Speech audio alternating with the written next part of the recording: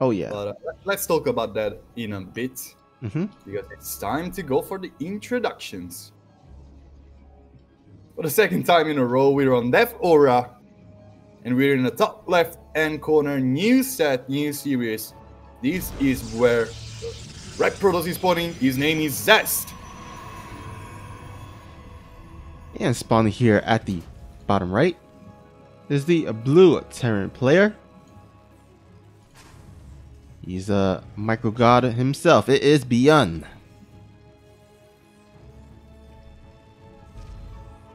Is he still teamless, by the way? Yep, still teamless. I suspect that will change rather soon. Yeah, definitely. Seeing is how he's playing lately, I definitely think he will change very soon. Yeah. I mean, I would be surprised if he remains teamless. Although, you know, as I say that, you know, back in the day, he was actually the first player to win the WCS Global Finals without a team, without being on the team. Every previous WCS winner was on the team, some sort of team. So he kind of broke the mold of saying, hey, you know what? You don't have to be on the team to be good at this game. Those were the days of SKTT1 being best team around. Yeah. Yeah, those were the days. Yeah, the good old days where there was multiple teams, Korean teams. Yeah, these kind of shifted towards more the Chinese teams, getting so many top tier Korean players. But you know what? It's so good to see so many teams be back. Like, for example, Razor Edge Gaming, Kaisi Gaming, all this kind of stuff. It's really spicing up the SC2 scene a little bit. And I absolutely love the way that the new year is shaping for the game. And ByuN is going to go for a 1-1-1, while Zest with his standard gateway expand. And you know what? Not very standard. A pylon in the bottom left and a Stargate next to it. Ooh. Oh, so, looks like Cynical Death in the chat saying he won GSL while teamless. All right. Okay, so I guess I mixed them both. Thank you for the correction. Either way, it's a pretty impressive feat to be winning that without team. All right, let's get back into this game. Stargate opening, proxy Stargate opening here. Still has yet to be scouted here by ByuN. And it looks like he's opening with Hellion, so this might actually get pretty ugly as... fun fact, Hellions does not shoot up into the air.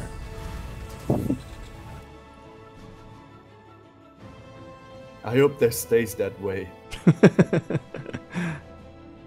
There's an Oracle in the making, and ByuN is kind of sending his Marines out. Of course, there's not like the most far away position he could go into, but this Oracle is gonna be very, very glad there are no Marines back home to deal with his Pulsar Beam, because this is bound to be some damage coming from Zest. There's a Raven in the making, but even more Hellions, that's not what you want against this.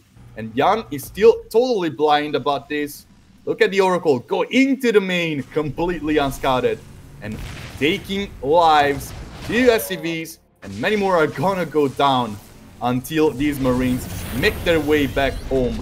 There's already the swap between the factory and the Rex for ByuN, but Zest taking so many Marines, so many SCVs. 7, and every single tiny bit of energy has been used by this Oracle. That was pretty great from Zest. Just look at the worker's advantage. With Blink in the making, he can also strike back if he wants to, play defensively. He can do whatever right now. He's just so ahead. Yeah, not looking good for our Terran friend. Now Zest gonna feel pretty comfortable. Just go ahead and expand, get his economic running, get that Blink upgrade. And once the Blink upgrade is finished, I mean, unless ByuN is gonna have a quick tank outside, or at least 2 tanks, Zest might actually end the game right then. Yeah, ByuN is trying his best to actually get some production going right now. With the Raven being out, I think he has some comeback mechanics. I think he has some ways to sneak a couple great run bys. Well, DC was not one of them, sadly. With maybe the auto turrets, or maybe be defensive and drop down those interference matrices. But Zest is really doing what he's best at, and just being very, very obnoxious with the amount of different styles he can play offensively. Yeah, ByuN's gonna have to turtle quite a bit. I don't see him any way of being able to establish a third base anytime soon, especially with Zest. Oh my god, how many Stalker is that? That is 13 Stalkers out in the field. Oh, the Stalkers are also gonna blink straight up into the main, gonna get that tank very, very quickly, and this is just gonna be GG. Zest takes a quick game 1 victory, not even a competition in this game, but that will soon change, I'm sure, while we're gonna set up for game number 2. That was as quick as a game 1 as you can get. Yeah, Zest was just all over that, unfortunately for ByuN. But I mean, you know, ByuN did catch got his pants off guard with those Oracles. So I mean, sometimes that happens. You know, build order loss right there. Yeah, it was a little bit tragic for him to lose the first game that way. It kind of gets on your nerves a little, but I'm sure he can make up for it here in game number 2 on Pillars of Gold. Just reading stuff in the chat. Yeah, he joined Africa on the day he won GSL, but he joined before the finals actually. I remember him wearing an Africa Freaks shirt at that finals, if I remember correctly. You know, I wouldn't be so. Now he was casting that day, so he was casting in that tournament. So it will make sense if he wasn't still on the team. Wouldn't it be sweet if he did sign back on to Africa Freaks? That would be pretty nice. It will be. It will be nice. Yeah. You can join the likes of Stats. Well, talking about Protoss players, there's one spawning right here in the bottom left-hand corner. Playing for Raise Your Edge Gaming himself, leading the series 1-2-0. He's trying to make it 2 and maybe 3. This is Zest. And spawning here at the top right side of the map is the blue Terran player. Looking to tie up the series here. It is ByuN. Yeah, talking about players who won GSL teamless, if I remember correctly, in 2019, Dark did that. And yeah, so she just said in the chat, it's very hard to do that without the support of a team. And you know what? That's very, very true. Yeah, definitely. So, like, huge props to those players who actually achieved that. I'm almost positive Dark was one of them. And even though TY signed for Africa Freaks, like the day before or the same day as the finals, I think it was the same day as the finals, it's still like making all that way without a team to support you is just very, very hard. Yeah, definitely.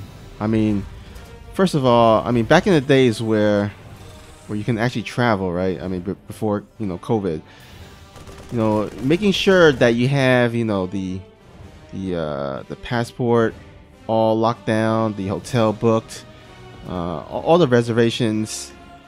I mean, that takes a lot of work, right? A lot of behind the scenes work, and it's so much easier if you can get your team manager to help with that instead of focusing on that. You can just focus on the game, practice, all that, and then also practice partners. I'm sure like everyone has their own practice partners. People on the team, you know, it's a bit easier though, you know, to find practice partners within the team. Also, you can get the team to help you with scouting your opponents, whether it's searching through replays or VODs. You don't want to do that on your time. You know, if you can get some help with that, that helps save some times for yourself. So a lot of advantages in being on the team. Yeah, like also even just the mental support that sometimes you need to do your best to keep your mind straight. Like there are so many good examples of players who switched teams or got into a team while they were being teamless and just immediately improved their performance by huge amounts. And that already says a lot about how important teams are in a StarCraft 2 environment. Oh, I love what ByuN is doing here. Oh yeah. Hiding with SCV from the probe before, I was already looking a little bit suspiciously at what he was doing, and now it's the Medivac drop of aliens into the main that so many adepts. Adepts are kind of good at dealing with aliens, but they're not actually the best. They can follow them with shades, that's good enough for Zest, but that's already a ton of probes actually fall into these aliens. It's gonna be 9. I don't think there's gonna be much more, just another one is gonna fall, and now ByuN can get out of there and just live to fight another day with 10 probes killed. He's gonna almost have a worker advantage, if not for this Oracle taking some SCVs down. Well, that was definitely the start that ByuN wants against the caliber of Zest. But he's going to have to, of course, face against the threat of those Phoenixes. Those, Phoenix can always get snowbally. So you definitely don't want to, lose your initial few Marines. But you know what? With the Cyclones there, I think, yeah, he should be fine. Yeah, losing his Medivac is not the best thing that could happen to him.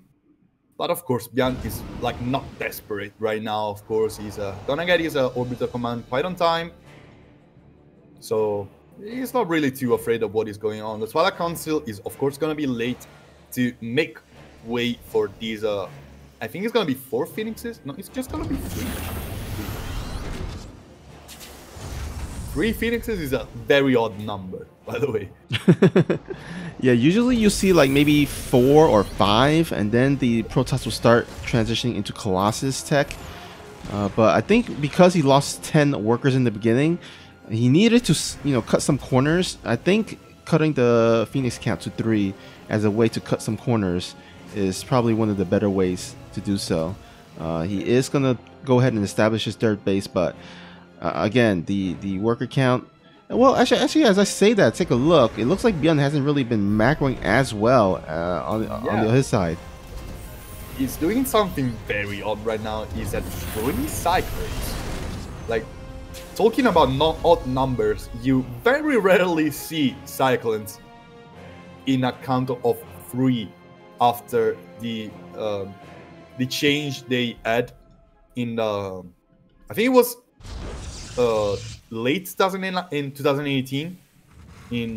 They changed the Cyclone to be the units that we now know. And unless you go bottleneck, you never go for more than 1 Cyclone. It's really scared of a huge Phoenix play, which is not gonna happen. And these Cyclones will not fare that great against just Zealots. And Charge is in the making, and I'm not too sure about that. Like, he delayed so much stuff for these Cyclones, and they're not gonna do much.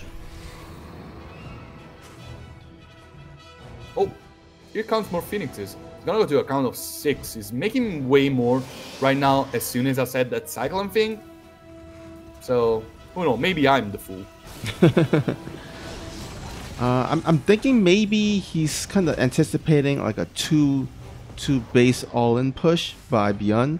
I mean, he doesn't scout any Dirt Command Center from the Terran, so I mean, if you can, work up your Phoenix count, get as much charge lot, that should, in theory, be enough to fend off the big 2 base push. You even got several charge lot on the left side to do any counterattack in case ByuN does move out. Yeah, Zest is getting pretty much the perfect setup, but the army of ByuN is so scary right now.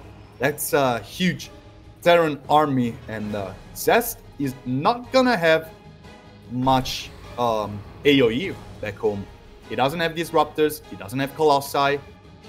He has a Templar Archives in the making, but he still has to deal with so much fire, so many SCVs right now.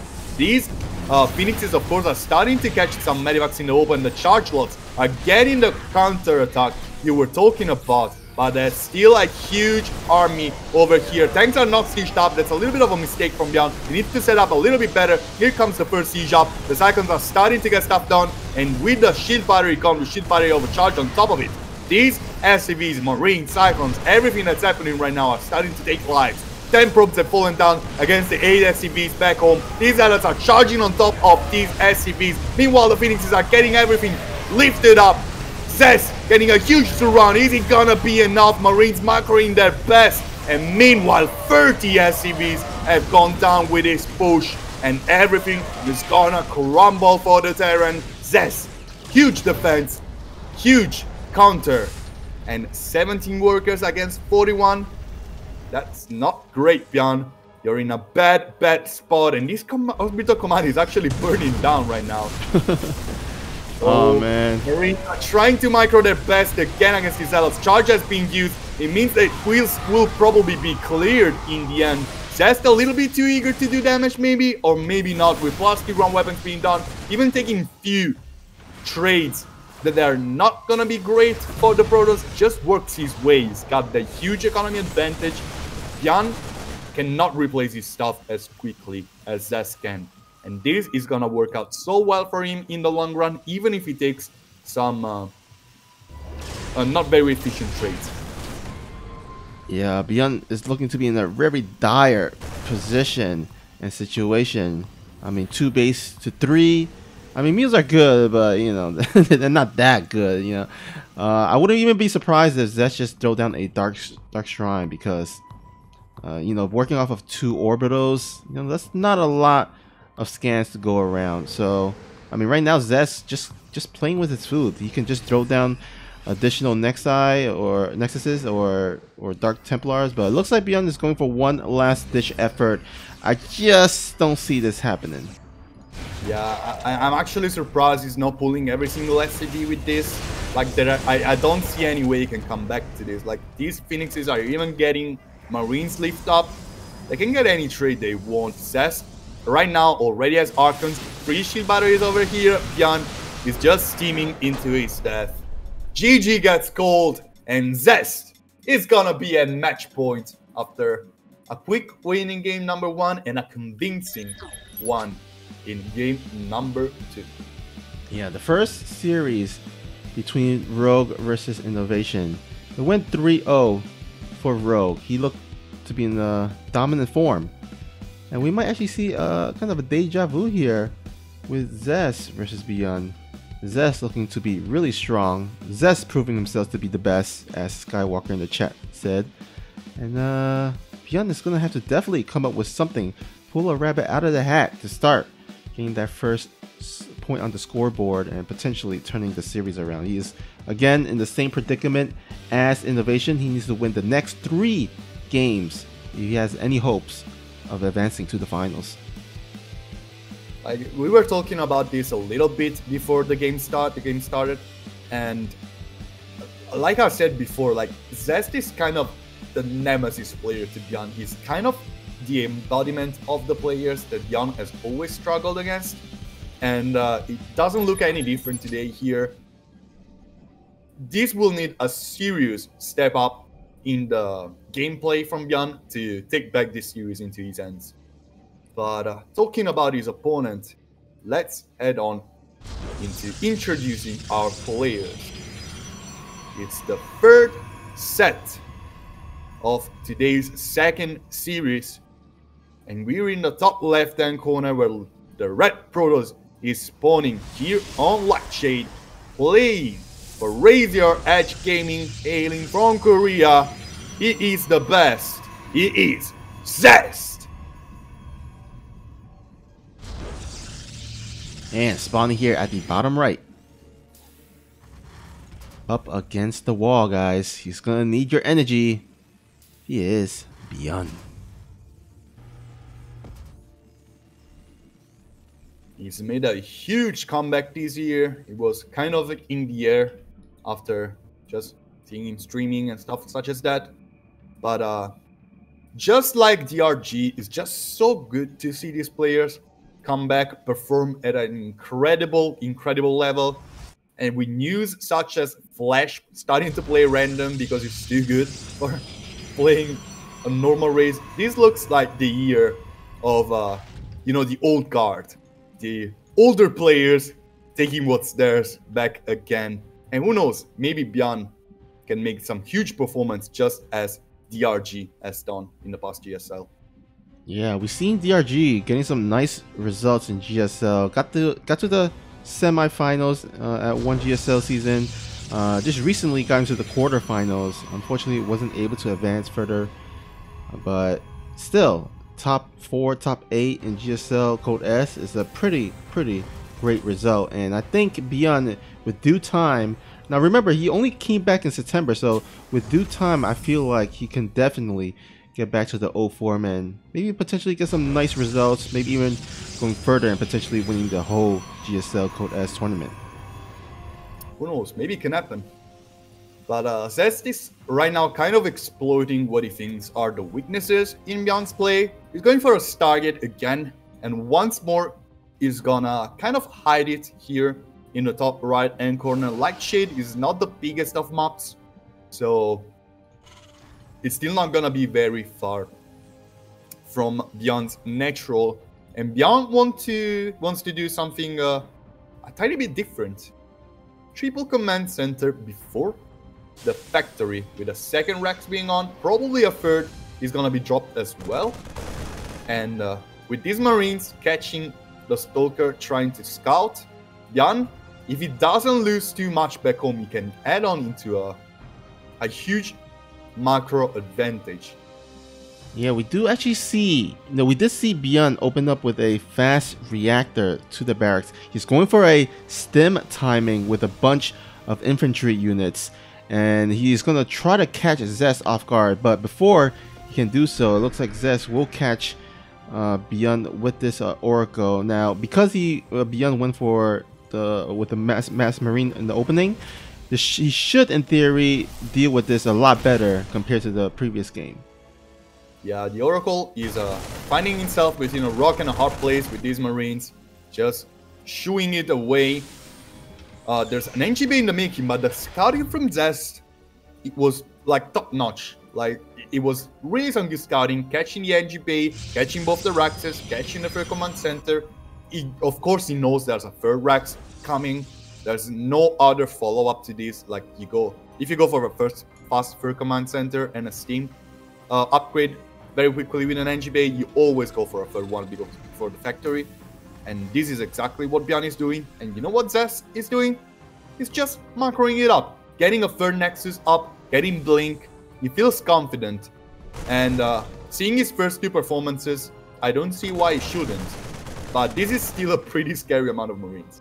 Yeah, I'm actually a little bit surprised Zest went for that early third. I would imagine once he scouted like mass marines, a stem timing of some sort, that he would kind of delay that third a bit, build up some shield batteries. But it looks like he's confident enough to at least thwart this attack with these stalkers before the stem is finished. Now the stem is just just completed, so Zest's gonna have to be careful not to get his stalkers sniped down in the middle of the map. There was a good and clean kill on top of the Oracle coming from ByuN. That was very good. But I feel like ByuN was a little bit too scared about a possible blinking from Zest. Blink is not done yet. There was no way Blink was done with the Stargate opener before the 5.5 minute mark. And Zest kind of exploited that. Now the bunker is not gonna be salvaged in time, and these Stalkers are actually getting some serious damage. They can be recalled, so this is not a trade that ByuN is gonna get in his favor, but they get recalled on the wrong Nexus, and ByuN is gonna find himself some free real estate right here in the natural. 12 Prots have been killed by the Terran player in exchange of all those Marines. The Terran player can just play a little bit more defensively right now. With the bunker being done, there's still so many Marines. There's a free Rex production right now with a factory and a starport being done. And let's not forget, that's an early Fur Command Center build. He can actually get on pair in economy with a Protoss player very quickly. Right now, these Stalkers are trying to get a good trade, but they will not find any meat.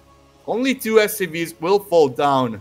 And ByuN, it looks like he kind of cut down the losses he was taking with that counterattack with the Marines, but that was still pretty great. The bunker gets saved once more, and Zest, once again, cannot really find any solid damage. Yeah, now once the medevacs are out, that's going to allow ByuN to stem on top of these stalkers. So Zest doesn't definitely doesn't want to overextend. But yeah, it looks like I would say all in all, after all that has been done back and forth, I think ByuN is in a pretty good position. Would you say? Yeah, indeed. Like, I feel like ByuN can really do some stuff into this current stage of this game.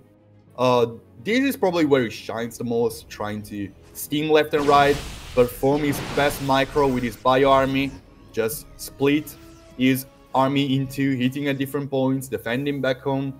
Like, he's the OG micro and multitasking player. So getting into this stage of the game already feels good from ByuN. And Zest was off to a pretty great start. This means he's not gonna have any AoE right now. And ByuN can exploit it right here, right now. Let's see if he manages to do so with this timing attack.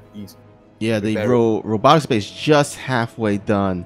And, you know, ByuN is going to go ahead and push forward here. Stalkers and Sentries, if you can get some nice force fields, you can possibly actually hold on to this, especially with the shield battery. In the meantime, we do see a counterattack by Zest here with the charge lot and into the main as well. But can he hold here on the dirt base of the Protoss? That's a huge attack from ByuN, but you know what, Zest with the shield battery overcharge is saving so many units. This Guardian shield is doing a lot of job with the town being sieged up just outside the boundaries over here. It means that ByuN can get some serious damage, not before he can steam on top of that Immortal and just absolutely destroy it in a second. Charge lots are still steaming on top of everything, and now that the blink forward has been done by Zest, also a couple of medivacs will fall. The counter-attack with the Zealots was also pretty great. Getting those 10 SCVs has actually paid off for the damage he has taken back home. And now that he has the first Colossus in the making, he has extended thermal lance as an upgrade on the way, as well as last 2 ground weapons. Zest is heading into a little bit of a better mid-game transition. Having extended thermal lance being done before the Ghost Academy is done as well will mean that Shockwave EMP will not be a factor if Zest decides to strike back anytime soon. I doubt he will. He's taking a 4th phase. That will be very strange if he decided to attack right now. But I feel like he defended his best, and getting damage on the other side of the map prevented him from being behind right now. And I actually think he's a little bit ahead. Yeah, I mean, Colossus, I think, is going to be the turnaround. Ghost, I like it. I would like the Ghost choice if Zest was going for High Templars or Archons, but unfortunately, Zest is going for Colossus. Now, ByuN did not really scout that, because when he attacked, it was all gateway units, and you would assume that if the Protoss is going for gateway units, that's probably going to be a High Templar tech out in the field. But you know what? It's unfortunately for him, it is actually going to be Colossus, and now there are 2 Colossus out on the field, and Zest is looking ready to attack. As I was saying, Shockwave EMP is quite not done yet, and that is gonna be a kind of an issue for ByuN. He needs to buy some time, and he will need to take some losses to buy that time. There are 3 ghosts out right now, and the army is already striking Zest. Getting in position, extended from Lance is down. This is a high damage army, so much AoE going down, and these Stalkers can just blink wherever they want. Zest is dealing damage. These tanks are falling down one after the other, and meanwhile, the real damage is being dealt. 13 SCVs have been falling down, and ByuN's army is crumbling. Zest takes the series 3-0.